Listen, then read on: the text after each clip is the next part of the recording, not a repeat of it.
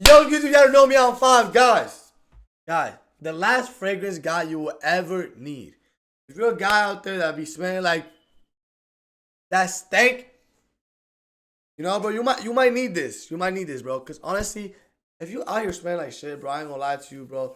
You are not pulling no hoes, bro. I don't even think to be that guy, bro. But it's just like realistically, it really comes down, bro. Like if you ugly, bro, your hygiene gotta be on top, bro. Your hygiene gotta be the top of the list. Like that shit cannot be an issue, bro. A girl cannot look at you and be like, "Oh, nah, this guy smells." Cause you're already ugly, so it's like if you're already ugly and you smell, it's just like it's like a double weapon, And you don't want that. You kind of want it to feel like, "Oh, he ugly, but he smell mad good." Like at the end of the day, like wherever I bring him, I ain't gonna be around him because he smells good. Like, bro, me personally, bro, like this might be a bit much, but when I'm in the shower, bro, I got soap, body wash, and body scrub. I get in there, body soap, boom, boom, boom, everywhere. Get that shit flowing. Body scrub, feel me? And then top it off with the body wash. Gang. Can't fail, bro. Can't fail if you're taking care of yourself. But let's get this video going. This here is the last fragrance guide you're ever going to need. Now look, a lot of people tend to overcomplicate fragrances, so let's just go through it the simple way. Starting with all the things that you should know before buying any fragrance. Then looking at how you should buy fragrances and which ones I actually recommend buying. Okay. Now, fragrances are often split up into two main groups, summer and winter fragrances. Summer fragrances tend to be lighter and fresher scents, something that doesn't suffocate people in a hot and humid weather. Usually they smell something like citrus or coconut, for example. Now, winter fragrances, on the other hand, are the stronger and sweeter ones of the two. Most of the time, these scents are going to be very loud and pretty heavy. And then there are some fragrances that are a bit of both, but more on that later. Now, if you are new with fragrances, you might be thinking, wait, why shouldn't I use whatever I want, whenever I want? But you see, winter scents are just way too strong for hot summer days and will guarantee headaches for the people around you. And then on the flip side, summer fragrances are just too light for cold winter. Bro, I had no clue about that, bro. Cause sometimes I'd be walking around places and I'd be like, damn, bro, this guy's, that fragrance is OD strong, gang. Like, what the fuck? Get away from me, bro. Especially in Miami. I'd be sick, winter bro. Days, so no one's going to even smell you. Also, fragrances can be labeled as night or day scents, but usually they just go hand in hand with the summer/winter labels, night being winter and day being summer.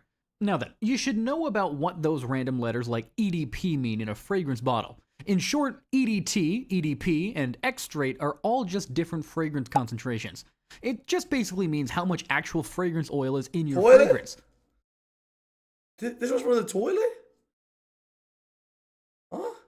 Why is it toilet-y? Okay, guys, don't buy this one. No sense. 50% of this thing is for the toilet. Now, usually the higher the concentration, the longer it's going to last. But do keep in mind that if you have two fragrances with the same name and their only difference is that one is EDP and the other is EDT, you shouldn't always just go with the higher concentration one because most of the time they're completely different scents. So, treat them as standalone products even though they sound pretty familiar. Okay.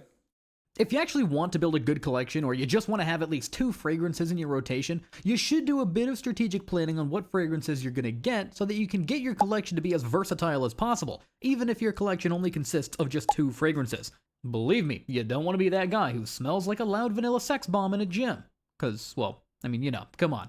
Anyway, let's walk through how to build a fragrance collection with just one fragrance. All the way up to like 5 fragrances, because, well, that's realistically how many you're going to need if you're smart about it. So, if you only want to get that one fragrance that's going to get you through every occasion, I advise you not to go with anything too loud or too strong. If you're only rolling with one fragrance, in my opinion, it should be a freshish kind of fragrance. I think it's much better to smell fresh on every occasion than to, say, always smell super sweet.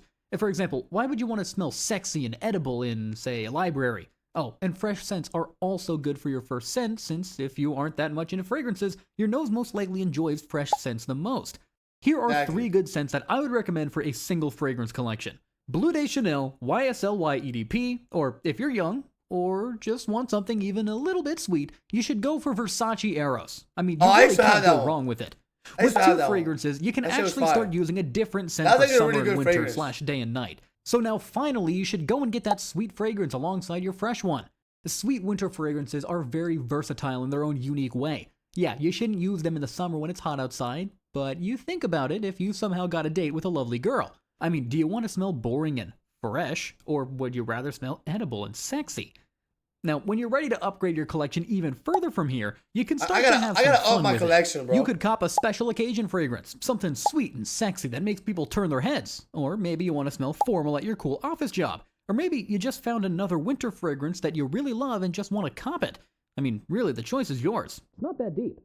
But if you've watched all the way up until here, chances are that you've enjoyed the video. So please, consider subscribing. It does help us out a ton. But what about clones? Ah, great question. I actually do support buying colognes, especially if you're on a budget. I mean, honestly, you can get a good quality cologne for just like 20 or 30 bucks. So if you're looking to experiment with new scents, or you just don't want to spend hundreds or even thousands of dollars on your collection, you should take a look at clones. Oh, and here we use this spreadsheet to easily find the right clones for each fragrance. Just open the spreadsheet by clicking the first link down in the description, find the fragrance you're looking for. Bonus tip, you can use Control. You can't fail, bro. You just gotta go down and click on the damn link, bro. You be Plus good. F to search if you're on your PC. Click the link when you find something you like, and it'll take you straight to Amazon. But okay, next up, I'm gonna give you 3 quick general tips about fragrances. And then I'll go through some of my more juicy recommendations on what to actually buy. Firstly, sweet and heavy scents should usually be sprayed about 3 times. 1 spray on each side of your neck on the spots where you feel your pulse, and once on the inside of your wrist, and then gently press your wrists together so the fragrance gets applied to both hands. All fragrances are unique though, so on some fragrances, 3 sprays might not be enough, and on some fragrances, it might be way too much.